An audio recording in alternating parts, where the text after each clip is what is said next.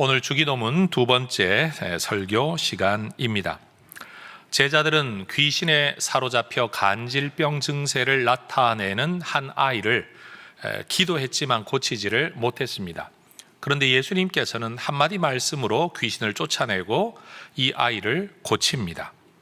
기도 생활에 따른 능력, 왜 우리는 이것을 할 수 없습니까? 라는 질문에 대하여 예수님께서는 그렇게 말씀하시죠. 기도 외에 다른 것으로는 이런 일이 일어날 수가 없다. 여러분, 단순히 병을 고친다라는 차원의 문제가 아니라 이것은 귀신을 다스려야만 하는 문제였습니다. 우리가 하나님 바깥에 있을 때 우리는 마귀의 자녀라고 일컬어집니다. 우리는 마귀에게 복속되어진 자들.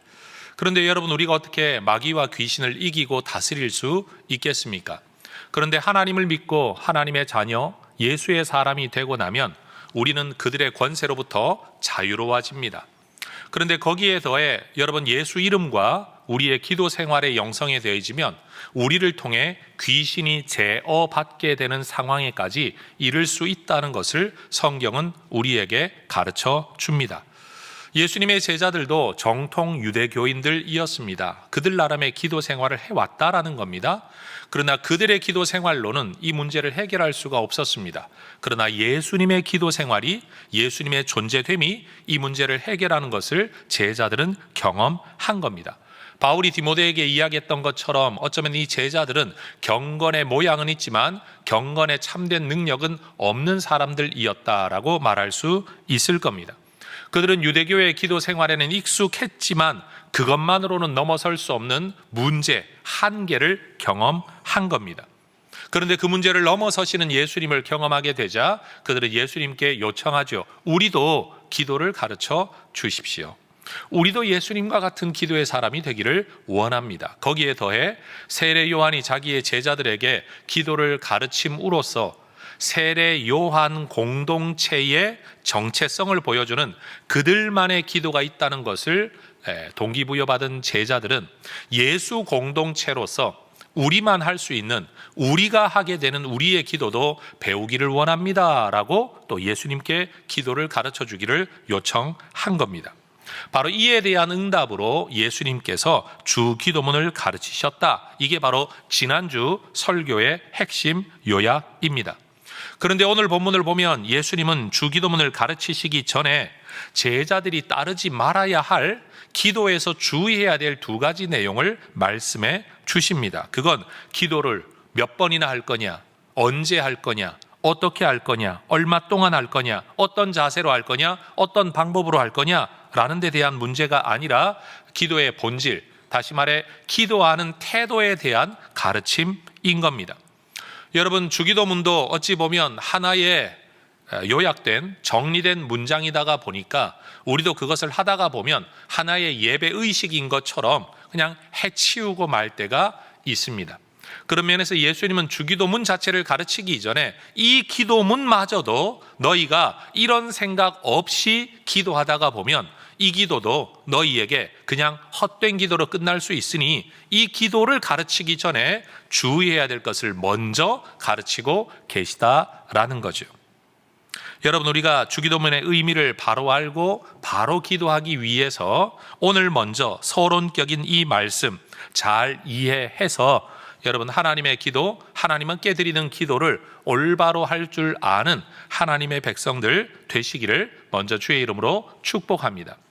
저는 먼저 성경에 나타난 유대인들을, 또 성경의 인물들의 기도 생활을 먼저 몇 가지를 좀 점검해 보려고 합니다. 그리고 예수님의 기도 생활이 어떠했는가를 살펴볼 것입니다. 그리고 세 번째로 예수님이 주의하라고 했던 두 가지 내용을 살펴보려고 합니다. 흔히들 기도는 어떻게 해야 합니까? 라는 질문에 대하여 여러분, 성경에 나타난 기도 생활을 여러 가지로 정리할 수 있는데, 그런 면에서 오늘 이 한 번의 설교가 성경에 나타난 기도를 아주 요약적으로 정리하는 가르침이 될 수 있을 거라고 생각을 합니다. 성경에 나타난 유대인들, 믿음의 사람들의 일상적인 기도의 시간, 시점을 살펴볼 때 시편 55편, 다윗의 시편의 고백을 통해 볼 때 유대인들은 보편적으로 하루 3번의 기도의 관례를 지켰던 것 같습니다. 목사님 언제 기도해야 됩니까? 라고 말을 한다면, 다윗의 고백을 통해 우리가 말한다면 아침과 정오와 저녁에 기도합시다 라는 대답이 가능해지겠죠. 다니엘도 바로 이 하루 3번의 기도의 관례를 따라 기도 습관을 유지했던 것 같습니다. 따라 하십시다. 하루 3번, 아침, 정오, 저녁. 유대인들이 지켰던 기도의 습관이라는 겁니다. 스가랴 또는 다니엘 같은 경우를 보면 이 하루 3번의 기도 시간을 지키는 중에 특별히 저녁 제사가 드려지는 제9시. 여러분, 유대인들의 시간은 오전 6시가 시간의 시작입니다. 그러면 3시라고 이야기하면 오전 9시가 되는 거고, 6시라고 이야기하면 정오가 되는 거고, 제9시라고 이야기하면 오후 3시가 되는 거예요. 이 오후 3시에 저녁 제사가 드려진 이 유대인들의 제사 예법을 따라 여러분 기도의 시간을 지켜왔는데, 하나님은 스가랴 또는 다니엘 같은 사람들에게 이 오후 3시의 기도 시간에 특별히 나타나서 응답하셨다라는 성경의 기록들이 등장한다라는 거죠. 사도행전의 기록에 나타난 베드로의 일상적인 기도 생활을 보더라도 그는 제6시, 다시 말해 정오에 기도의 시간을 지켰다라고 이야기를 합니다. 그리고 제9시에는 성전을 찾아가서 기도했다라는 기록이 나옵니다. 자기의 삶의 처소에서도 정오에 기도했고, 굳이 오후 3시가 되면 성전을 찾아가서 기도했었다라는 거죠. 이방인이었던 고넬료 역시 유대 교인으로 살아가면서 오후 3시에 드려지는 기도의 시간을 지켰다라는 것을 우리는 알 수 있습니다. 그럼 시간이 그러하다면 장소는 어떠한가? 예수님의 제자 베드로와 요한은 정한 시간, 다시 말해 제9시, 성전을 찾아가 기도하는 일이 많았습니다. 또 이방인으로서 성전에 갈 수 없는 형편이었던 고넬료 같은 사람들은 이 제9시 기도 시간에 자기의 집에서 기도하기도 했습니다.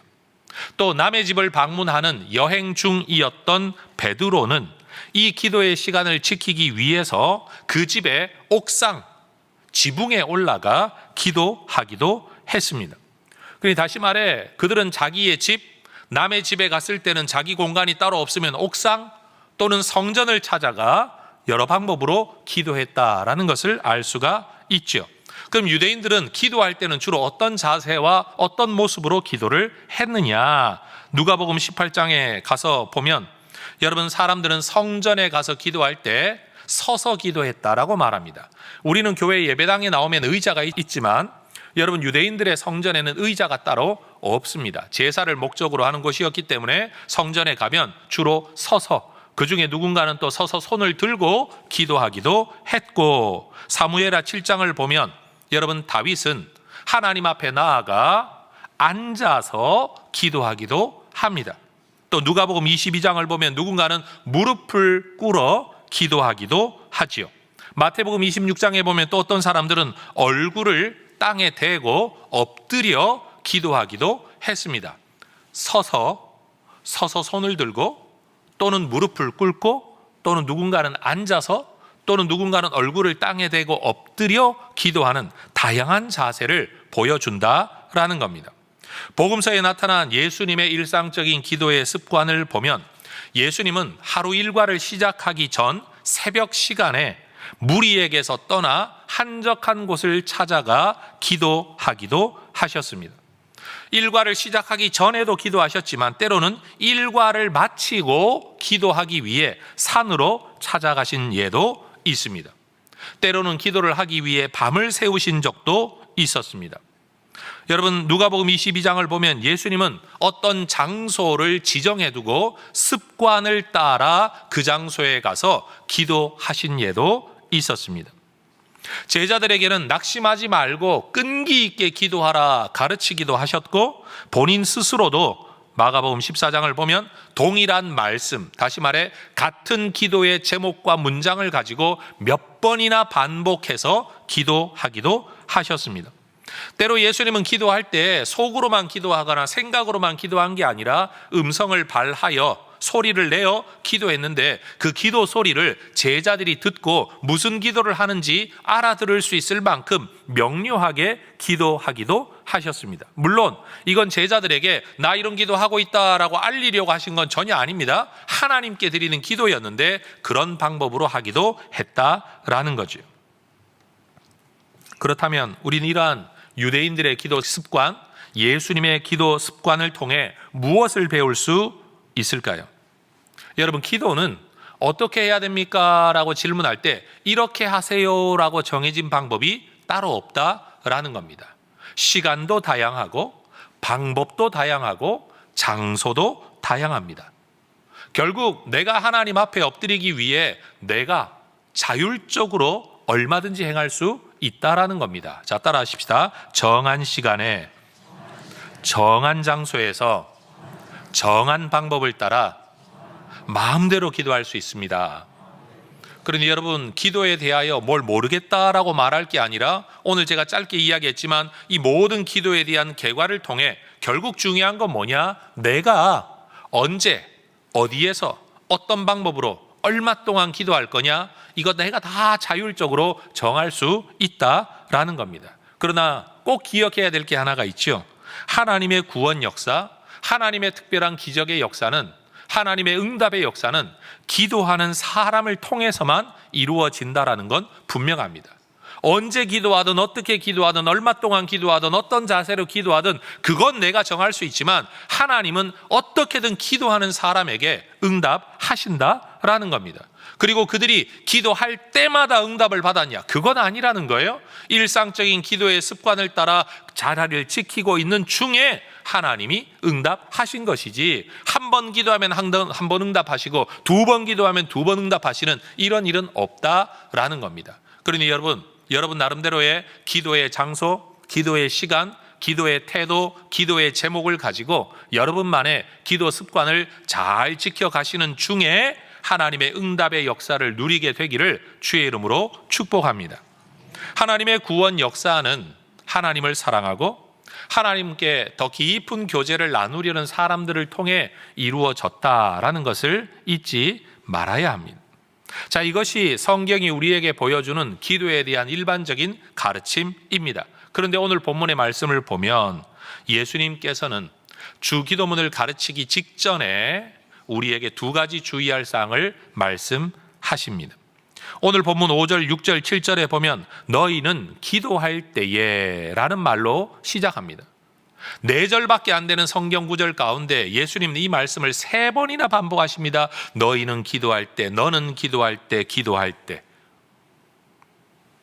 그런데 거기에서 두 가지 주의할 것을 말씀하시죠. 5절과 7절을 보면 이렇게 하지 마라, 이처럼은 하지 마라 라고 말씀하십니다. 너희가 기도할 때에 이처럼은 하지 마라 라는 말씀을 통해 우리가 기도 생활 가운데 정말로 주의해야 될 두 가지, 여러분, 기도에서 주의해야 될 게 어떻게 두 가지뿐이겠습니까? 그러나 예수님이 이 두 가지를 말씀하셨다는 것은 우리가 기도할 때 가장 쉽게, 가장 많이 저지르는 실수일 수 있기 때문에 주님은 이 두 가지를 말씀하신 줄로 믿습니다. 여러분, 이 두 가지 사항, 대표 기도할 때도, 개인 기도할 때도, 합심 기도할 때도, 묵상 기도할 때도, 소리내어 기도할 때도 여러분 항상 우리가 주의해야 될 이 두 가지, 오늘 저와 여러분이 잘 배워서 여러분 하나님이 기뻐하시는 기도 할 수 있기를 바랍니다. 첫 번째, 예수님께서 기도할 때 주의하라고 말씀하신 첫 번째 내용은 당대 종교인들처럼 위선적으로 기도하면 안 된다, 가식으로 기도하면 안 된다라는 말씀입니다. 자, 5절 말씀 같이 한번 읽어 보겠습니다. 또 너희는 기도할 때에 외식하는 자와 같이 하지 말라. 그들은 사람에게 보이려고 회당과 큰 거리 어귀에 서서 기도하기를 좋아하느니라. 내가 진실로 너희에게 이르노니 그들은 자기 상을 이미 받았느니라. 회당과 큰 거리 어귀, 다시 말해 공적인 자리에서 기도하면 안 되나? 대표 기도하지 말라는 건가? 그거 아닙니다. 또는 공동기도, 합심기도, 통성기도, 작정기도 또는 반복하는 기도, 예수님이 지금 그런 말씀을 하고 계신 게 아닙니다.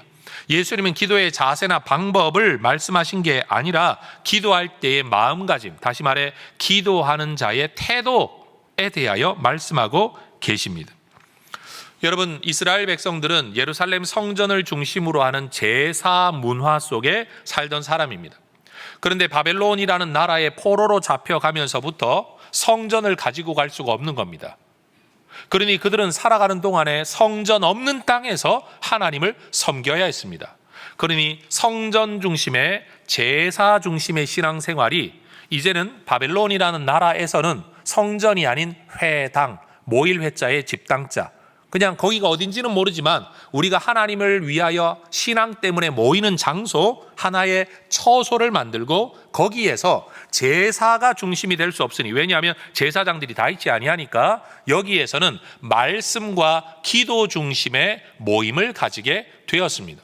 사실 오늘날 우리 기독교 전통은 이 회당 문화를 이어받고 있다라고 말해야 옳을 것입니다. 그런데 바로 이 회당에 모여서 그들은 율법의 말씀을 듣고 그것을 가르치죠. 듣고 가르치는 겁니다. 그리고 하나님 앞에 함께 모여 기도하는 것, 성도의 교제를 나누는 것, 비록 남의 나라 땅에서 살아가고 있지만 하나님에 대한 신앙을 잃어버리지 말고 제대로 믿음 안에 살아갈 것을 권면하는 문화가 바로 회당 문화였다라는 겁니다. 그런데 이 회당 전통에서는 그들이 기도할 때 중구난방으로 자기 멋대로 기도하는 게 아니라 그들 나름의 또 기도의 문화가 만들어졌겠죠. 왜요? 한 사람 한 사람이 따로 기도하는 게 아니라 회당이라는 집회, 모임이 만들어졌으니까 말이에요. 여기에서는 우리가 쉐마라고 일컬어지는 신명기 6장 4절의 말씀을 먼저 암송하는 것으로 시작해서 18개의 축복 기도문을 암송하거나 읽는 경우가 많았다고 합니다. 오늘날에도 천주교를 가보면 그들은 개인 기도를 하기보다는 기도문을 모아둔 책자를 열어 그 책의 내용을 읽으면서 기도하는 습관들이 많이 있지요. 여러분, 그것도 어떤 면에서는 회당 문화의 전수라고 말을 할 수 있습니다. 어쨌든 유대인들은 바로 그러한 문화에 익숙한 사람들로서 지금 예수님 시대에도 성전도 있지만 회당이 함께 공존하는 바로 이 시대, 바벨론 포로에서 돌아와서도 성전만 있는 게 아니라 이 회당 문화를 그대로 가지고 와 지역마다 동네마다 회당에서, 그리고 때로는 성전에서 바로 이러한 신앙생활을 이어가고 있었다라는 겁니다. 바로 신약 시대를 살았던 예수님과 예수님의 제자들도 여러분, 성전을 중심으로 한 제사 문화와 함께 회당을 중심으로 한 성경 교육과 기도 문화에 익숙했다라는 거죠. 그러니 이들은 어떤 면에서 보면 하나님과 소통하는 기도도 알고 있지만 이 기도문의 문화 자체가 하나의 익숙한 종교적인 습관이 되었을 가능성이 있습니다. 그래서 그 당시에 어떤 사람들을 보면 회당과 큰 거리 어귀에 서서 기도하기를 좋아하는 사람들, 예수님은 바로 눈에 그런 사람들이 보였다라는 거죠.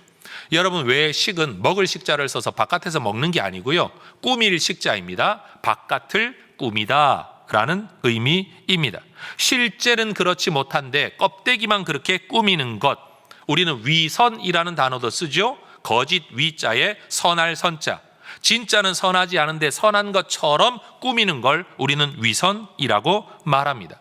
그런데 여러분, 우리는 외식 또는 위선이라는 단어를 쓸 때 여러분 함부로 이 말을 하면 안 됩니다. 예를 들어 여러분이 교회에 가고 싶지 않은 마음인데도 교회에 나오는 건 이건 위선이 아닙니다. 신실함과 책임입니다. 여러분, 한때 제가 소설을 읽다가 보니까 이런 이야기를 읽은 적이 있어요. 물론 철학에서도 이 주제를 논하는 주제이기도 합니다. 여러분, 오히려 이 사람의 대사가 훨씬 더 여러분에게 설득력이 있을 것 같아 제가 전하죠. 남성과 여성이 만나서 성적인 교제를 나누는 일에 대한 두 사람의 차이를 이야기하면서 한 사람이 이렇게 말합니다. 당신도 지금 나를 원하고 있지 않냐? 그게 당신의 마음이지 않냐? 당신의 본능이지 않냐? 그런데 그것을 거부하는 것은 거짓이다, 위선이다 라고 대화하는 내용이에요. 여러분도 그렇게 생각하십니까? 성적인 욕구를 느끼면 다 성행위를 해야 되는 건가요? 왜 대답을 안 하실까요? 여러분, 성적인 욕구를 느끼는 본능이 있다고 할지라도 우리의 삶 속에서, 윤리 속에서, 상식 속에서, 특별히 신앙 속에서 정해진 대상과만 성관계를 나누는 건요, 위선이 아닙니다. 그건 책임감이고 순종인 겁니다. 본능을 따르는 것만이 진실한 것이다, 본능대로 살지 않는 건 위선이다 라고 말하는 세상 사람들이 분명히 있습니다. 그렇지 않다라는 거예요. 여러분, 내가 하고 싶은 마음이 좀 줄어드는데도 불구하고 해야 할 일이기 때문에, 책임을 맡았기 때문에 그 일에 성실하게 감당하는 것은 위선이 아니라 성숙함입니다. 예를 들어 봐요. 여러분, 자녀를 키우다가 보면 진짜 그냥 집어 던져버리고 싶고 모른 척하고 싶을 때가 얼마나 많습니까? 그렇다고 내 본능대로, 내 생각대로, 내 감정대로 집어 던져버리는 게 여러분 그게 진실함이고 신실함인가요? 정직한 건가요? 아니죠. 여러분, 힘들어도 끝까지 참고 자녀들을 양육해내는 것, 결혼 생활을 지켜내는 것, 이건 성숙함이다 라고 우리가 말을 해야 할 겁니다. 뭘 기도해야 되는지 내가 잘 모르겠다, 답답하다, 내 기도를 들으실지 모르겠다라는 회의적인 마음, 때로는 오랜 기도를 하는데도 응답이 없어서 이게 무슨 소용이 있나 싶어서 때때로 원망하고 투정하고 싶은 마음이 하나님 앞에도 일어날 때가 있습니다. 그런데 이건 위선이나 가식이 아닙니다. 이건 오히려 인간의 연약함입니다. 그럼에도 불구하고 그 자리를 지키는 것, 그게 믿음이라고 말을 할 수가 있겠죠. 여러분, 회당은 어떤 것입니까? 신앙을 목적으로 사람들이 모여드는 장소가 회당입니다. 실내 공간이죠. 큰 거리 어귀는 어디입니까? 신앙과는 상관없이 많은 사람들이 모여 있는 실외입니다. 지금 예수님은 실내 공간과 실외 공간을 말씀하시고, 신앙을 목적으로 사람들이 모이고 신앙 없는 일반인들이 모이는 장소를 말하고 있고, 그런데 두 군데의 특징이 뭐냐면 많은 사람이 모이는 곳이라는 특징, 두 개의 차이와 함께 하나의 공통점이 있습니다. 그런데 여러분, 기도는 어디서든지 할 수 있고 어디서든지 해야 합니다. 정말로 여러분, 급할 때 누군가가 갑자기 심각한 수술 또는 사고에 대한 중보기도가 오면요, 저는 그냥 길을 가다가 한쪽 귀퉁이에 서서 기도합니다. 차를 몰고 가다가도 기도하고 세우고도 기도하고 급한 기도를 할 때가 있습니다. 여러분, 그때는 무슨 장소를 찾거나 그럴 수가 없는 시점이 우리에게 있다라는 겁니다. 그런데도 왜 지금 이 사람들은 회당 또는 큰 거리 어귀에 서서 기도할까요? 중요한 건 기도는 하나님께 하는 것인데도 불구하고 예수님은 이들의 문제를 뭐라고 말하는가 하면, 하나님께 하는 기도가 아니라 사람에게 보이려고 기도하고 있다, 이것을 문제 삼고 있으십니다. 따라하십시다. 사람에게 보이려고. 다시요. 사람에게 보이려고. 이들의 기도가 외식하는 기도인 이유가 뭐냐? 사람에게 보이려고 기도한다는 거예요. 기도 자체는 하나님께 하는 겁니다. 그런데도 목적이 하나님께 지금 기도하는 게 목적이 아니라 사람에게 보이는 것이 목적이 될 때 이 기도가 외식하는 기도가 된다라는 거죠. 우리가 기도하다가 보면 실수할 때가 있습니다. 특별히 우리 대표 기도하는 분들이 실수를 잘하는 내용이 있죠. 하나님은 눈에 보이지 않고요, 사람은 여기 있다는 게 너무 뚜렷해요. 그러다가 보니까 기도를 할 때 하나님께 내가 기도하는 게 아니라 사람에게 뭔가를 말한다는 생각이 자기도 모르게 은연중에 들 때가 있습니다. 뭐 예를 들면 이런 거예요. 하나님, 저들이 깨닫게 하여 주옵소서 라고 막 설득하듯이 이야기하고 설교하듯이 기도할 때가 우리도 모르게 있다라는 거예요. 여러분, 대표 기도할 때만 그런 게 아니에요. 제가 여러분에게 누차 강조하지만 가정 예배 같은 거 드릴 때, 때로는 구역 예배 이런 거 드릴 때 누가 설교자가 될는지 모르겠지만 설교를 맡은 사람들이 실수하는 게 뭔가 하면, 내가 하고 싶은 말을 성경 구절 읽어놓고 내 말을 계속하는 거예요. 애들한테 훈계하는 거예요.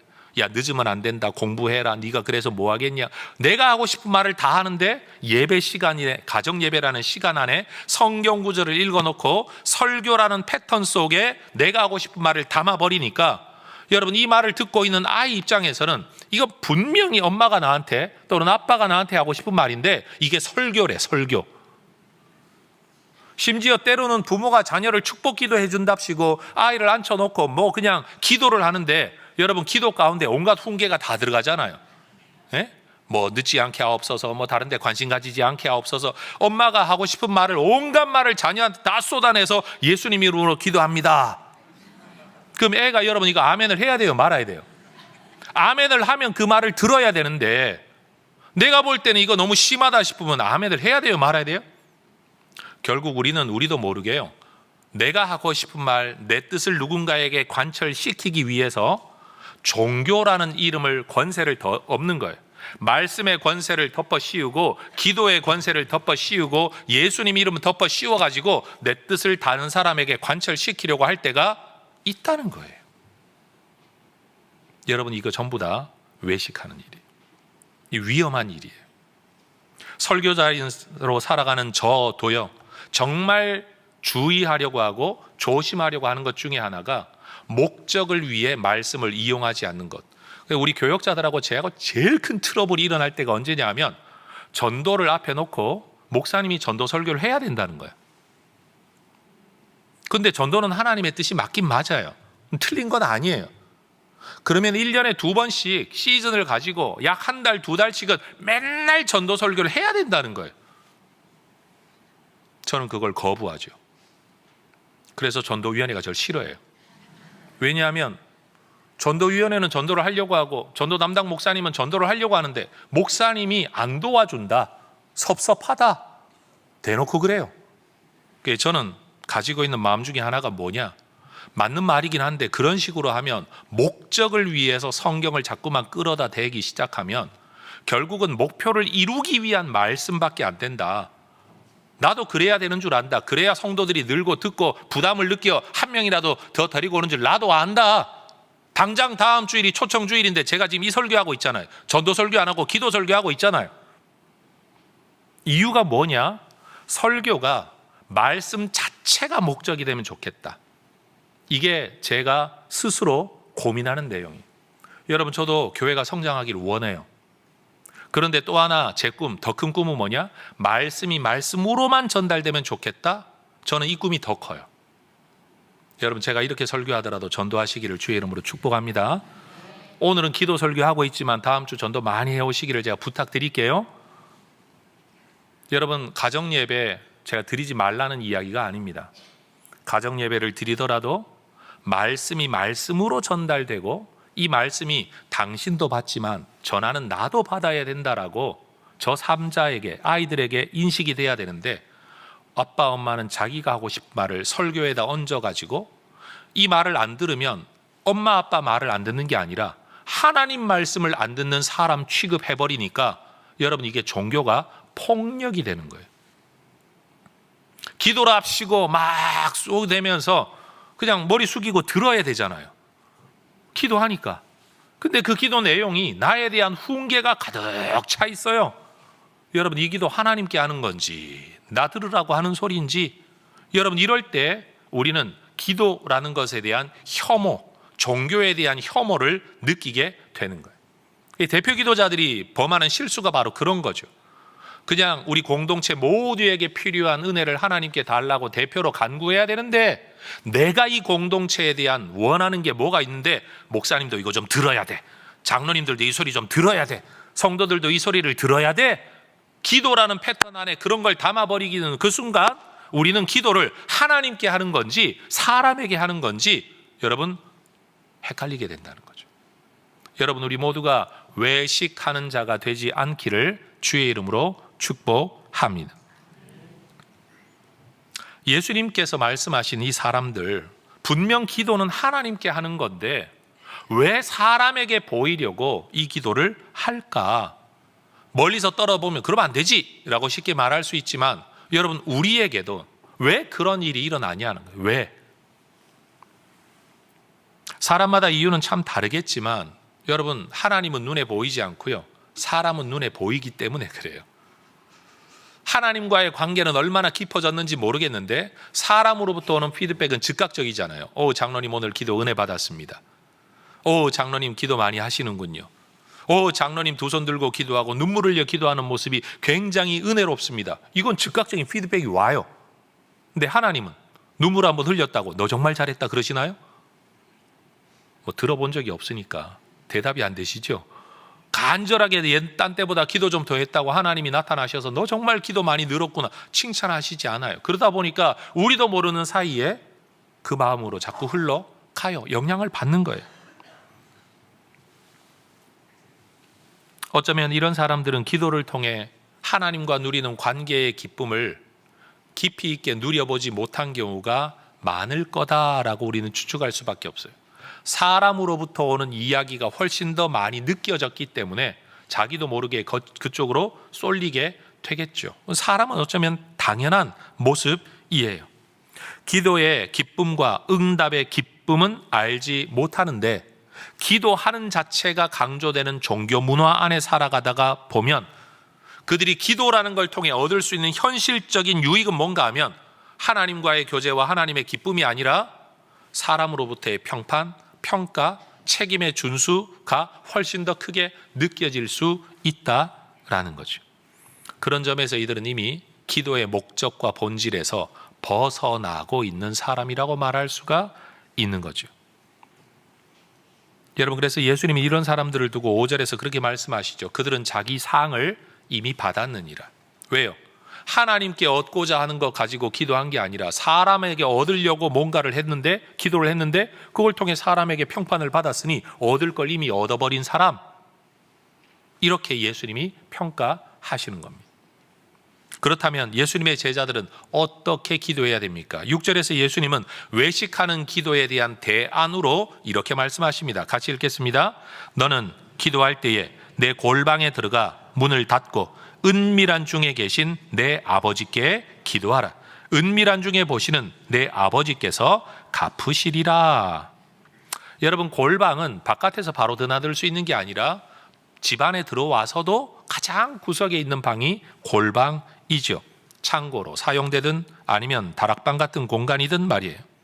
여기는 외부의 제한을, 방해를 받지 않는 공간일 뿐만 아니라 여러분, 여기 여러 사람이 드나들거나 다른 사람이 바라볼 수 있는 공간이 아닙니다. 은밀하거나 아니면 독점적이죠. 제가 말하는 독점적이라는 것은 다목적으로 사용할 수 없는 공간이라는 뜻입니다. 예수님은 회당과 큰 거리 어귀를 골방과 대조하십니다. 여러분, 이 골방에 들어가면 다른 사람 보기 위한 행동을 할 이유가 전혀 없는 거예요. 여기에 앉아서 이것도 저것도 할 수 있는 건 아니에요. 하나님은 지금 절대 남이 안 보는 데서만 기도해야 된다, 예수님이 지금 그 말씀을 하고 계신 게 아닙니다. 사람 보는 데서는 절대 기도하지 마라, 그 말씀을 하고 계신 게 아닙니다. 하나님께만 초점을 맞추고 다른 거는 신경 안 쓸 수 있는 그런 곳에서 하나님을 바라보고 기도하라라고 권면하는 겁니다. 오늘날 우리 생활 문화 안에서 이런 골방을 찾는 건 쉽지 않은 것 같습니다. 집에 방에 여유라도 있으면 그 방은 그냥 기도하는 방, 또는 내가 문 잠그고 앉아 들어있으면 아무도 나를 방해하지 않는 공간이 있다면 참 좋겠지만, 그러나 그런 방 안에도 보면 앉아서 컴퓨터 켜고 TV 보고 뭐 휴대폰 들고 들어가기 시작하면 사실은 골방이 되지 않아요. 제가 일상을 살면서 제일 힘든 게 이 휴대폰이에요. 너무 편한데 너무 불편해요. 저는 우리 교단 안에서 어른 목사님들께 싸가지 없는 목사로 소문이 났어요. 이유가 뭔가 하면 전화를 잘 안 받는다는 거예요. 근데 여러분들에게도 제가 말씀드리지만 저는 특별한 일상생활에서는 저 휴대폰을 옆에 두고 있지만요, 누구를 만날 때는 휴대폰을 들고 가지 않습니다. 성도들을 만날 때 아니면 누구와 상담할 때, 회의할 때 가능하면 휴대폰 잘 안 보고 안 가지고 갑니다. 아니, 예배 드릴 때 휴대폰 누가 갖고 들어갑니까? 그냥 예배에 집중해야지. 안 그래요, 여러분? 그러다 보니까 전화를 거실 때 제가 전화를 즉각 안 받을 때가 많아요. 그래서 또 안 받네, 또 안 받네. 문자를 그렇게 보내오시는 분들도 계세요. 예, 아주 그 뒤에 뭐 줄임말이 있겠죠. 싸가지 없이 뭐 이렇게.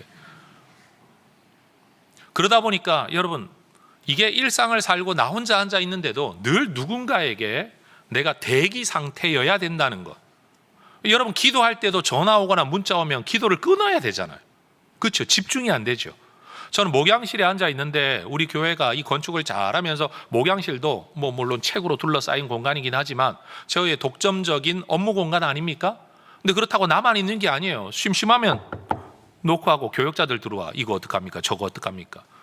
뭐 누가 찾아오셨습니다. 뭐 어쩌습니다. 그러다가 보면 여러분, 이렇게 좀 널널하게 앉아 있을 수도 없어요. 언제나 대기 상태예요. 근데 문제는 업무적인 대기 상태만이 아니라 성경도 한번 집중해서 몇 시간을 읽기가 쉽지 않다라는 거예요. 왜냐하면 일이 중간에 찾아 들어오니까 말이에요. 그래서 여러분, 삶의 기도의 골방 찾기가 목사마저도 쉽지 않더라. 제가 지금 이 이야기를 하고 있는 것, 여러분 얼마나 힘들겠냐는 이야기를 제가 공감하고 있다라는 거예요. 어떤 분들은 가족들이 다 일어나기 전, 요즘 대부분 싱크대 밑에는 발에 쿠션을 위해서 매트 정도 하나 깔아놓고 지내시잖아요. 그 자리가 목사님 저에게는 골방입니다, 기도 자리입니다 하시는 분들이 제법 많으시더라고요. 왜냐하면 일단 가족들이 일어나는 삶의 패턴이 있으니까, 기상전 시간, 그때는 아무도 누가 나오질 않으니까. 근데 문제는 누군가는 물 먹으러 나오면 또 그것도 깨진다는 거지. 그렇죠? 그래요. 제 경험상 가장 독점적인 골방은요, 자동차 아닐 때가 많은 것 같아요. 네. 그래서 저는 한동안 정말 답답할 때는요, 차를 끌고 어떤 대교를 간 적이 있어요. 빠져 죽으려고 간 거 아닙니다, 오해하지 마십시오. 근데 그 다리 중에는 여러분 그냥 통행만 되는 다리도 있지만, 길가에 좀 차를 세울 수 있는 공간이 있는 다리가 있어요. 거기를 가서 문 다 걷어 닫아놓고 앉아있으면 누가 날 찾아올 게 없어. 노크하러 올 사람 아무도 없어. 내가 휴대폰 하나만 딱 꺼버리는 그 순간 나는 완전히 혼자가 되는 거예요. 누가 날 쳐다보지도 않아. 여러분 진짜 한강 내려다 보면서 주여 외치고 찬송 부르고 기도하면요, 거기야말로 진짜 골방이더라고. 오늘 또 이렇게 다리가 미어 터지면 안 되는데, 여러분 지하 주차장에서 그러고 계시면 오해받습니다. 저 사람 이상한 사람이 있다, 지하 주차장에 안에 차에 안에서 뭘 하는지 모르겠다. 여러분 이렇게 신고당하면 안 되고요. 여러분들이 출퇴근하는 거리 가운데 특정한 어떤 여유로운 자리가 있다고 하면 한번 활용해 보실 것을 저는 또한 권해드리고 싶습니다. 우리 주님은 분명히 말씀합니다. 네가 이것저것 신경 써야 될 그곳에서 기도하기보다는 아무것도 신경 쓰지 않아도 되는 곳에서 기도하는 게 참 좋다. 저는 이 교회 건축하고 난 뒤에 어쩔 수 없이 그 선택을 내가 하긴 했지만, 가장 아쉬운 건 기도실이 없다는 거예요. 이 예배당에도 기도하려고 누가 들어와 앉아 있을 수 있지만, 여러분 업무 때문에, 점검 때문에, 찬양대 연습 때문에, 찬양팀 연습 때문에 드나들기 시작하면 나 혼자 하나님과만 독대하는 어떤 기도를 하기가 이게 쉽지가 않아요. 그게 현실이에요. 정말 아무도 보지 않는 그곳에서 기도할 수 있는 공간이, 저는 이 건축 안에서도 어딘가 만들어지면 좋겠다, 지금도 계속 궁리를 합니다. 오죽하면 저 중층의 문이 두 짝이잖아요. 바깥문, 안에문. 저 두 개 걸어 잠그면 저 안에 기도실이 되지 않을까, 이런 궁리를 할 만큼 개인적으로는 고민을 되게 많이 하고 있습니다. 여러분 어찌되었든 주님은 우리에게 가르치십니다. 사람에게 보이려고 사람 신경 쓰며 기도하지 말고 오직 하나님께만 집중할 수 있는 기도의 시간과 장소의 방법을 우리가 찾아야 된다. 여러분 이런 기도 하실 수 있기를 주의 이름으로 축복합니다. 두 번째, 예수님께서 주의하라고 가르쳐 주신 두 번째 내용은 뭐냐? 중언부언하지 말라라는 내용이에요. 자, 7절 말씀 같이 읽어 보겠습니다. 또 기도할 때에 이방인과 같이 중언부언하지 말라. 그들은 말을 많이 하여야 들으실 줄 생각하느니라. 예수님께서 지금 이방인을 언급하시는 것은 인종적이고 민족적인 혈통적인 차별을 이야기하시는 게 아닙니다. 하나님을 제대로 알지 못하는, 하나님이 어떤 분인지 제대로 알지 못하는 사람들을 일컫는 표현입니다. 예수님께서 보시기에 중언부언하는 기도는 주로 하나님을 제대로 모르는 이방신을 섬기는 사람들에게서 자주 발견되는 모습인데, 지금 유대인들도 유일하신 하나님께 기도하면서 이런 기도를 많이 한다라고 말씀하시는 거예요. 여러분 중언, 거듭하다, 말을 거듭하다는 거예요. 부언, 말을 다시 한다는 거예요. 말을 얹어서 말의 무게를 더한다라는 거죠. 우리는 이걸 사람한테 할 때 이걸 잔소리라고 말합니다. 알아들을 수 있는 하나의 말로 끝나는 게 아니라 끝나는가 싶으면 다시, 끝나는가 싶으면 다시. 왜 이렇게 하죠? 내 말을 강조하고 싶은 거죠.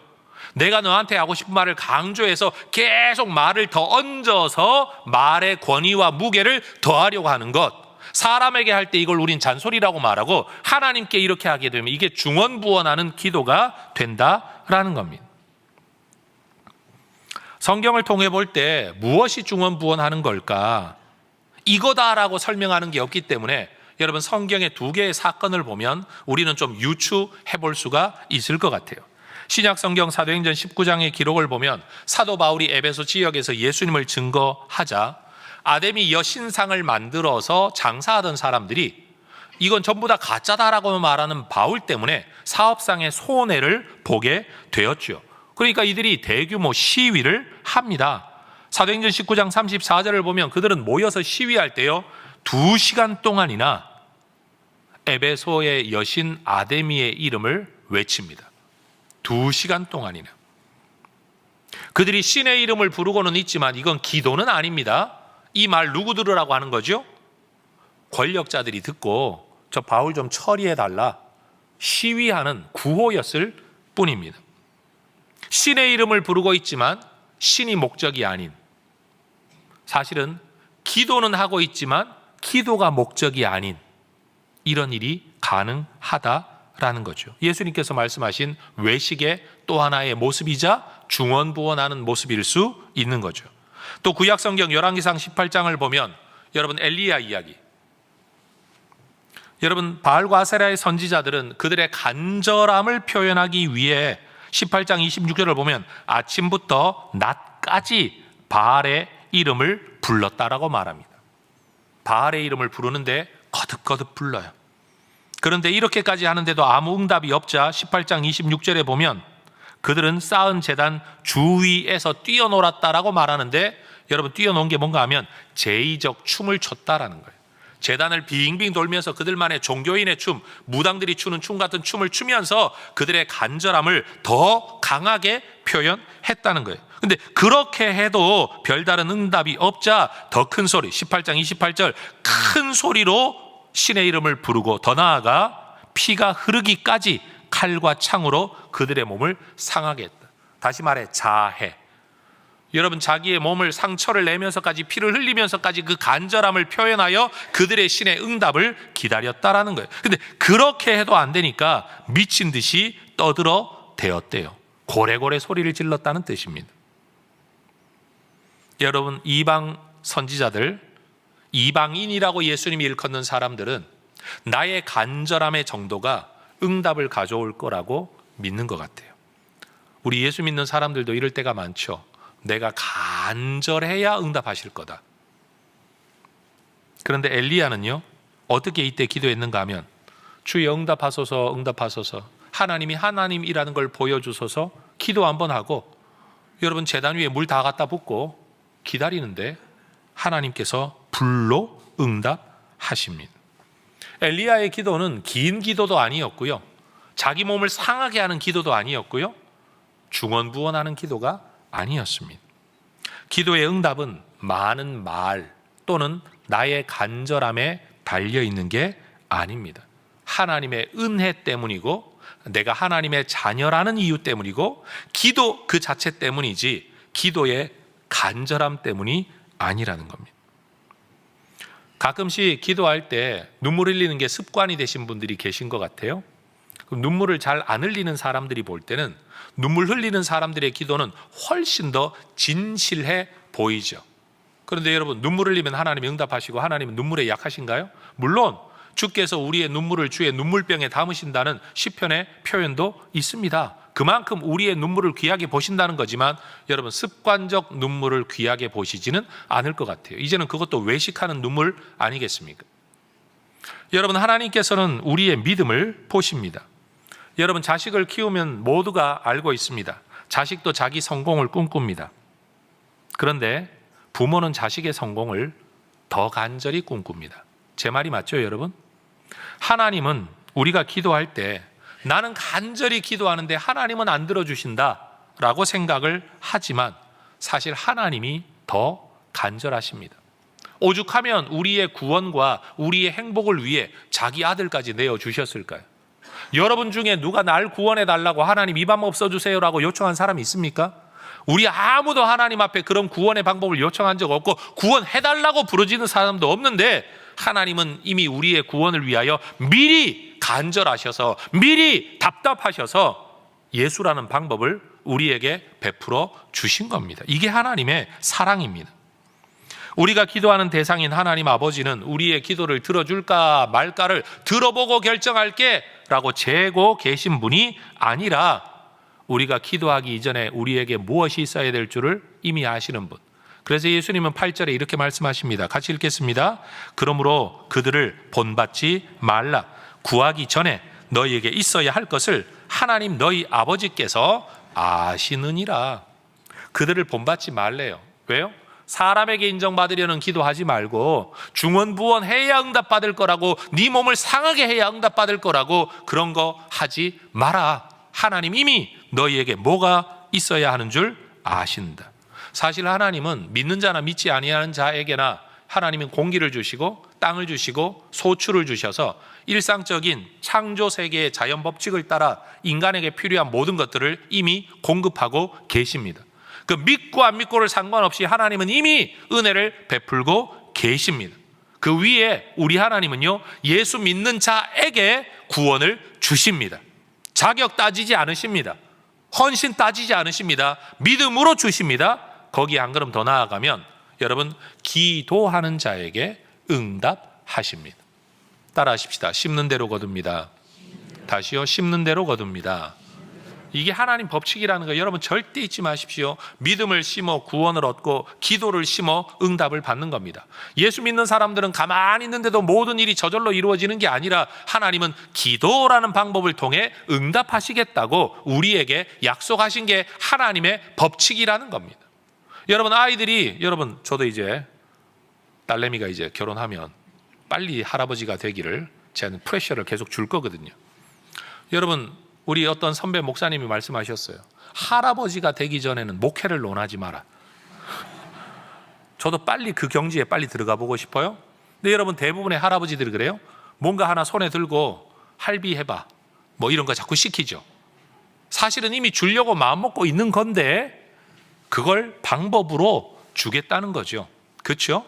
우리 하나님은 우리에게 뭔가를 주시려고 이미 다 가지고 계세요. 근데 방법이 뭔가 하면 기도해라. 네가 나에게 이것을 원한다고 말할 때, 기도할 때 내가 이것을 너희에게 주겠다. 전 이것도 이해가 안 돼서 그냥 주시지 뭘 치사하게 또 뭘 그렇게 시키시나. 그런데 제가 곰곰이 생각해 보니까, 성경에는 없어요? 저 혼자 생각을 해보니까 이런 생각 들어요. 기도하지도 않았는데 나한테 무슨 일이 자꾸만 주어지면 저절로 주어진 줄 알지, 이거 하나님이 주셨다고 생각할 거냐고. 안 그래요 여러분? 한번 생각해 보세요. 그냥 저절로 모든 일이 다 잘 된다면 이거 하나님이 내게 주셨다고 생각할 사람이 몇 사람이나 되겠냐고요. 근데 기도하고 받으면 아, 하나님이 주셨구나, 이게 너무 분명해지는 거죠.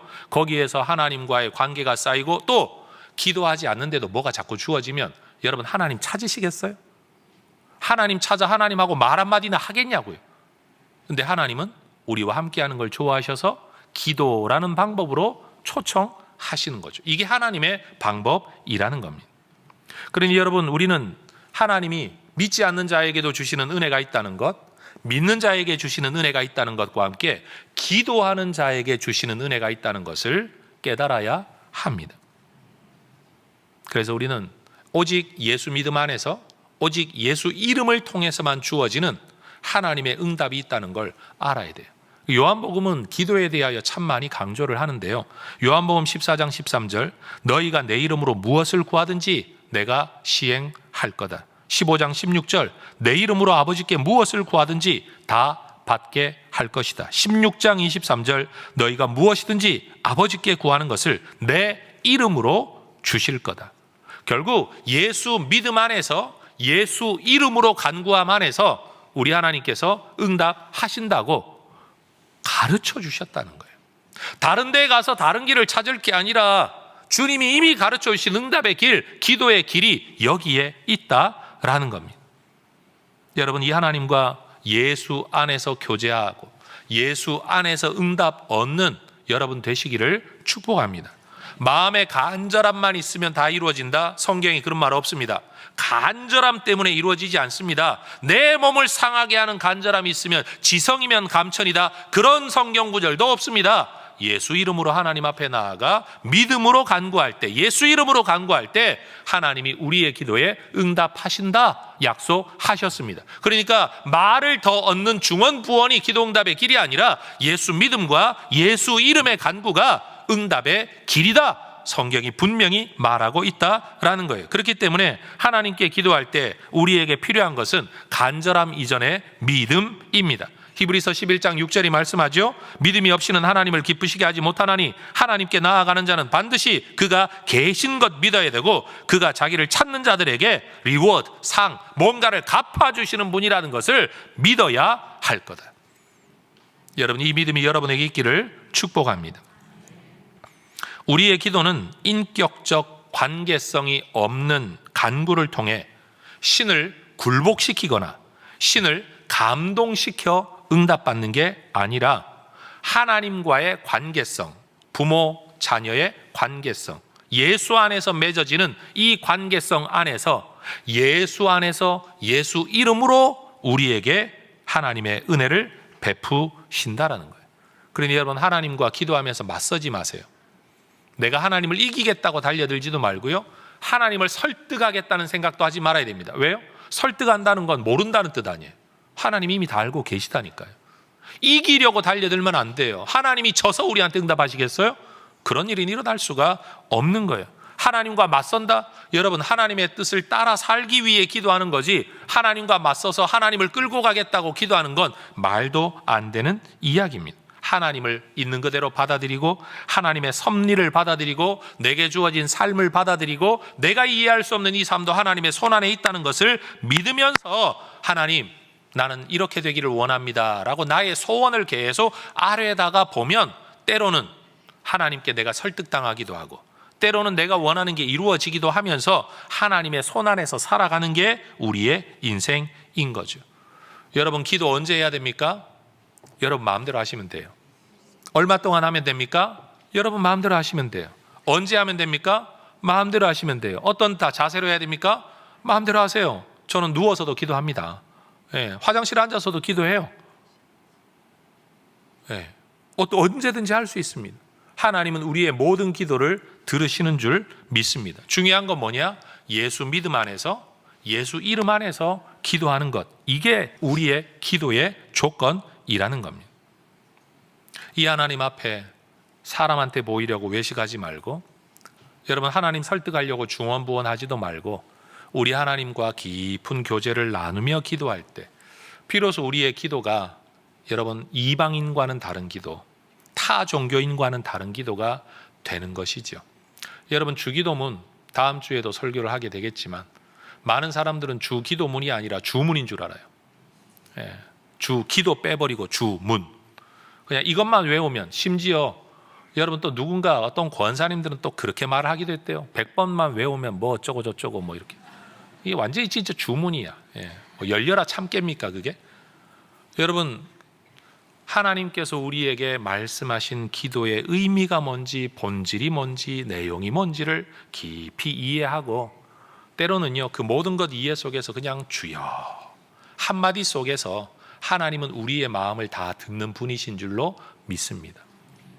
아이들이 여러분 앞에 나와서 엄마, 아무 말 하지 않고 한마디만 했는데도 벌써 이 아이에게 무슨 일이 있는지 여러분 어머니들 다 아시잖아요. 모르세요? 아시죠? 우리 하나님은 그 이상이에요. 거기에 무슨 말은 많이 필요합니까? 하나님을 이해시키려고, 하나님을 설득시키려고, 하나님 굴복시키려고 다 필요 없는 이야기들이죠. 그러니 여러분, 제가 믿음은 관계입니다, 믿음은 태도입니다 이런 말 참 잘하는데 여러분, 기도라는 거는요 말로 설득하는 게 아니라 관계를 어떻게 맺느냐 하는 게 기도의 본질이에요. 많은 말을 하지 않아도 이미 소통되는 관계가 있고요, 말을 엄청 했는데도 하나도 통하지 않는 관계도 존재하는 거죠. 여러분, 우리 주님 앞에 정말로 인격과 인격의 만남이 이루어지는 기도의 생활을 누리며 경험하며 살아갈 수 있기를 주의 이름으로 축원합니다.